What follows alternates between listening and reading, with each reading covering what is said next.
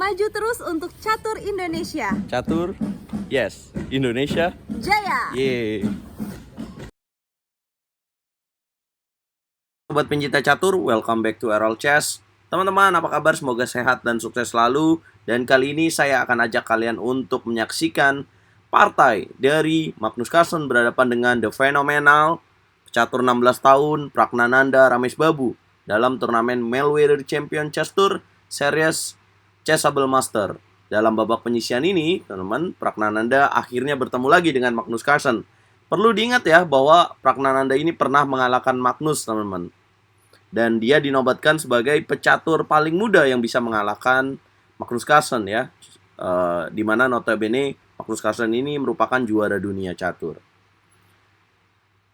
Nah, turnamen ini diselenggarakan dengan sistem 16 pemain undangan, teman-teman. Kemudian ada babak penyisian 15 babak, yaitu semua pemain artinya bertemu semua. Kemudian dicari 8 terbaik untuk melaju ke semifinal. Pemenangnya akan mendapatkan 25.000 US dollar dan untuk runner up-nya 15.000. Teman-teman, langsung saja tanpa basa-basi kita bahas pertandingannya. Pragnananda pegang buah putih, Magnus Carlsen pegang buah hitam. Turnamen ini diadakan secara online ya, teman-teman. Prak memulai dengan E4 dan dijawab Magnus E5, Prak kuda F3 dan dijawab kuda C6. Kemudian gajah B5 dipilih oleh Prak, Ruy Lopez atau pembukaan Spanyol. Kita lebih mengenalnya. Magnus menjawab dengan A6. Kemudian putih gajah A4, hitam kuda F6. Ini masih sesuai dengan teori ya. Kemudian putih jaga dengan D3. Nah, ini variasi apa sih? Ini variasi Morphy Defense atau Anderson Variation, teman-teman. Kemudian hitam jawab dengan gajah C5. Dan putih C3. Perlu kita bahas, kalau misalkan di sini putih makan kuda, maka akan dijawab hitam dengan pion D makan gajah. Kalau ambil pion E5, maka akan ada jawaban menteri D4 sob. Ya. Ancam mat ke F2 dan juga ancam kuda di petak E5. Ya, kalau dijawab gajah E3, maka akan ada menteri makan E5. Kalau D4, maka akan dijawab gajah ke petak B4. Kalau C3, akan dijawab menteri M4. Ya, walaupun perwiranya balik lagi ya teman-teman, tapi secara permainan ini dan secara evaluation bar ini enak bagi pemain hitam guys. Akan dilanjutkan dengan gajah G4.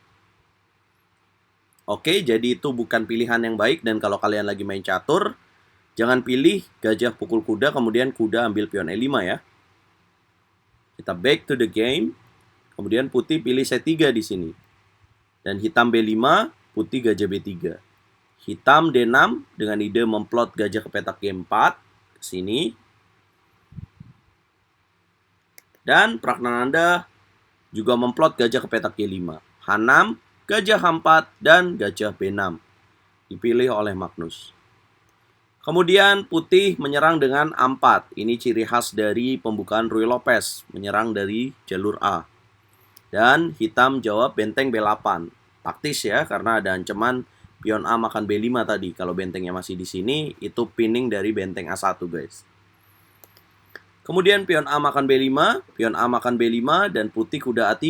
Ancam pion B5, kemudian hitam G5. Dobrak langsung ya. Jelas, kuda makan pion G5 bukan pilihan ya. Tidak akan cukup nih kalau makan. Ya, karena kalau makan akan dimakan, dan kalau makan lagi akan ada jawaban benteng ke petak G8. Nah, kalau gajah H4, ya udah, tinggal dimainkan saja benteng G2. Oke. Dan kalau misalkan tadi benteng G2 menteri F3, masih ada benteng G6 ya, teman-teman.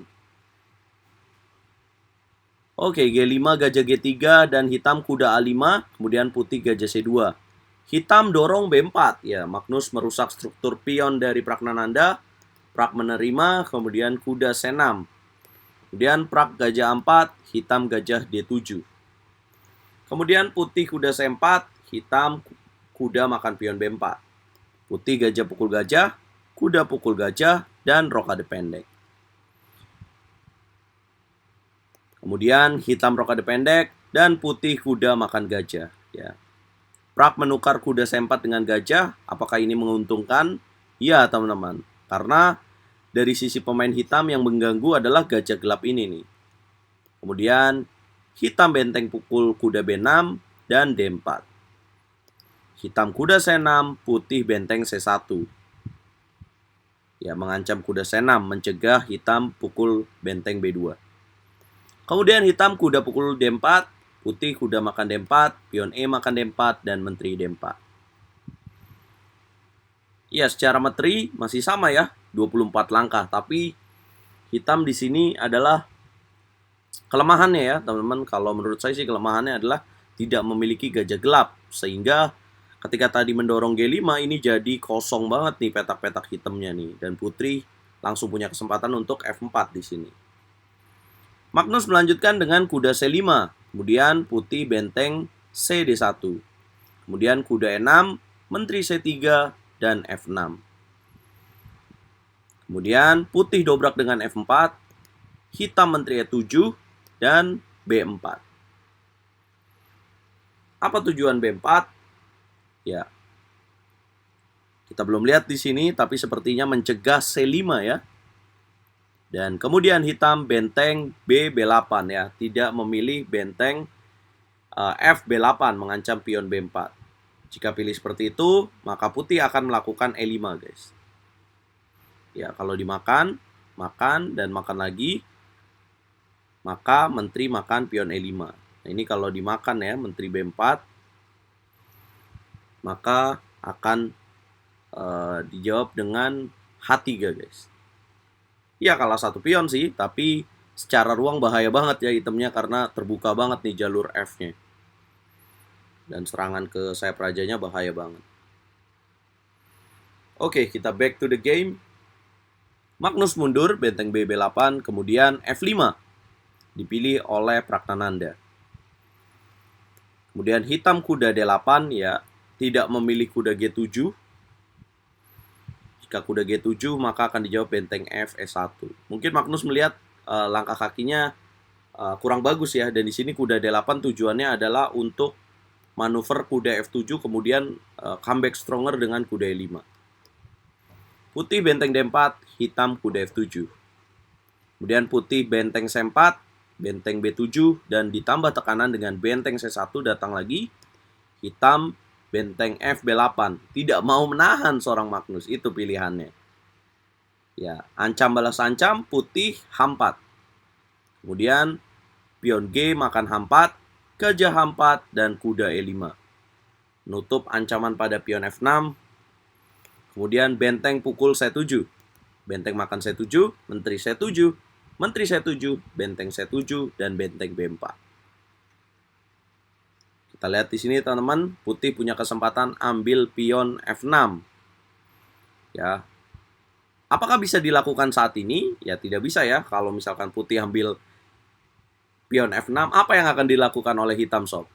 Ya tepat sekali, akan ada garpuan dengan benteng B1, raja H2 atau raja F2, akan ada kuda G4. Oke, jadi apa yang harus dilakukan putih? Menghindari itu, ya dia pilih benteng E7 sob. Ya, apa tujuannya? Jika di sini dilakukan benteng pukul pion E4, maka putih bisa memakan pion F6. Karena kalau benteng E1 akan ada raja F2 dan benteng dalam penjagaan gajah ya. Jadi kalau kuda D3 nggak masalah nih. Tetap aja raja F3. Oke. Tapi Magnus Carlsen melanjutkan dengan langkah D5 sob.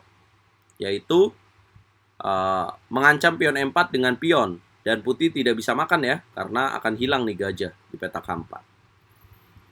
Dan Pragnananda raja F1 mengamankan dulu rajanya dari ancaman tadi benteng B1 dan kuda G4 supaya bisa ambil pion F6. Hitam jalan pion D makan E4. Kemudian gajah pukul pion F6 dan ya langkah tidak terduga terjadi di langkah berikutnya teman-teman. Kalau kalian jadi pemain hitam, langkah apa yang akan kalian pilih guys sebagai Magnus Carlsen? Ya, mungkin kuda D3 ya, teman-teman. Kuda D3 di sini. Kalian nggak mungkin kan jalan kuda G4. Kenapa sih? Kalau jalan kuda G4, ya tepat sekali. Ada benteng G7. Nah, tapi sayangnya itu yang terjadi sama Magnus Carlsen. Dia jalan kuda G4 dan Pragnananda melihat benteng G7, kuda di petak G4 jatuh, guys. Kalau dilanjutin ya kalah ya, teman-teman. Ya, dan akhirnya setelah benteng G7, Magnus menyerah dan kesal. Ya, apa yang terjadi dengan Magnus ya? Di babak penyisihan dia selalu kesulitan, tapi nanti kalau udah masuk ke quarter final, dia akan mengandaskan lawan-lawannya dan akan kembali jadi juara ya. Dan ini catatan juga buat Magnus karena Pragnananda kedua kalinya mengalahkan Magnus Carlsen. Dan pasti ini membangkitkan semangat para pecatur muda di India ya. Karena waktu Pragnananda menang pertama kali sampai diberikan selamat oleh Perdana Menteri dari India.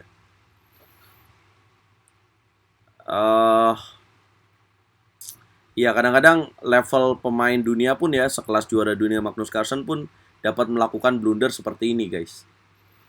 Kalau tidak concern dan tidak full calculation. Ya. Tapi teman-teman, mengejutkan juga apa respon dari Pragnananda setelah kemenangan ini. Dia tidak senang ya dengan cara menangnya ini. Jadi apa sih cara menangnya ya? Blunder ini. Jadi Pragnananda punya kelas juga dari ucapannya itu ya. Dia pengen menang, tapi dengan tidak seperti ini caranya. Kayaknya lebih indah kemenangan dia yang pertama. Ya apapun itu, tapi Pragnananda menunjukkan kelasnya ya, bahwa dia mampu mengimbangi juara dunia Magnus Carlsen. Itulah kenapa kita lebih sering lihat Pragnananda main di Champion Chess Tour dibandingkan para pecatur India lainnya, guys. Oke, kalian bisa ikutin Melweather Champion Chess Tour 2022 Chessable Master jam 11 malam ini. Waktu Indonesia Barat, live streaming hanya di YouTube RL Chess. Kalian bisa lihat Magnus secara live kamera. Jangan lupa like, share, and subscribe. Dukung terus Percaturan Indonesia. Dukung terus RL Chess. Dapetin informasi terupdate dari dunia percaturan hanya di YouTube RL Chess. Catur Yes, Indonesia, Jaya Bosku.